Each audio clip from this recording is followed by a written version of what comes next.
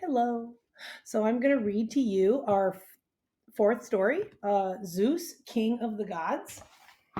Here is Zeus, the King of the Gods. And as you can see, his planet that he is thought about is Jupiter. You can tell by that big red dot in the middle of it. Zeus, the King of the Gods. Young Zeus clambered up the rocks behind a billy goat. He walked the mountain ridge and stopped on the highest peak of Crete to look out over the salt white sea that stretched to Africa.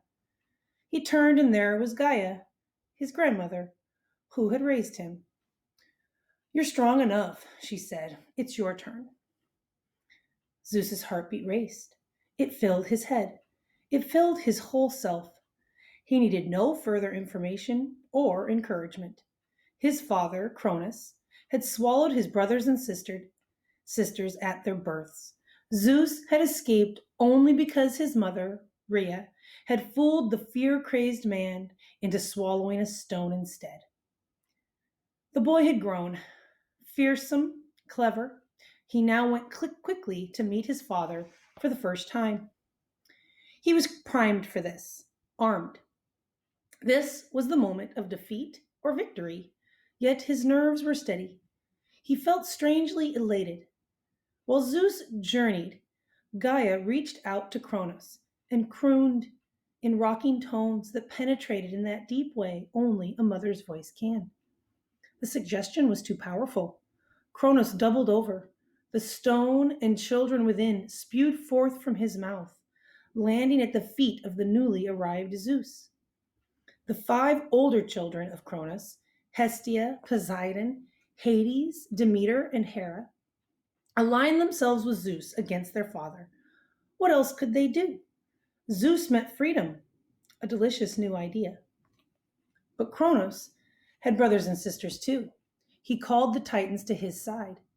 War began and continued, as wars will do. For 10 years, the battle scorched the earth, smoked the skies, sullied the waters, bitter as bile. It wore away at everyone's spirits, until Gaia, the Earth Mother, who had started all life, told Zeus he would win if he liberated her other children, his misshapen uncles and the one-eyed uncles that Cronus had cast into Tartarus, the underworld.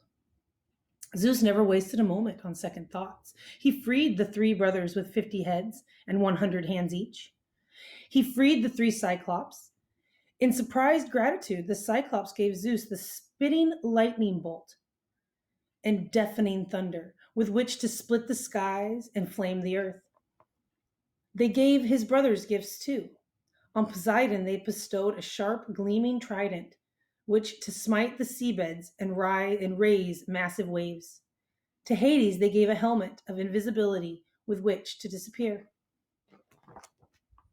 These 100-handed and one-eyed brothers fought beside their nieces and nephews, all against the Titans. And the nephews let loose with their newly gained ferocity.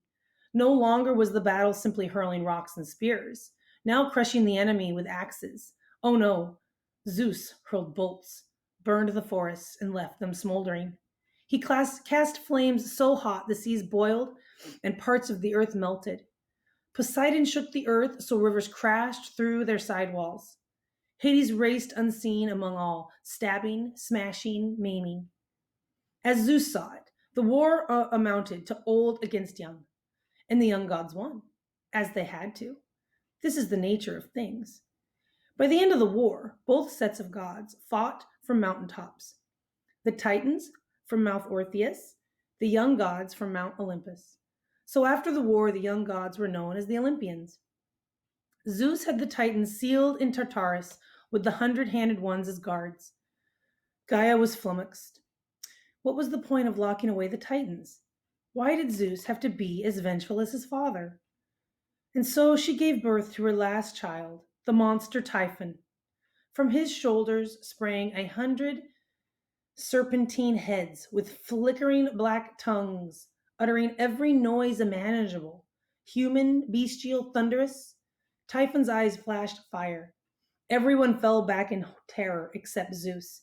He had lightning. a force unsurpassed. He burned off Typhon's heads and banished him to become wild winds that cursed sailors on the high seas. Zeus was the undisputed king. The Olympian brothers divided up rulership of the universe.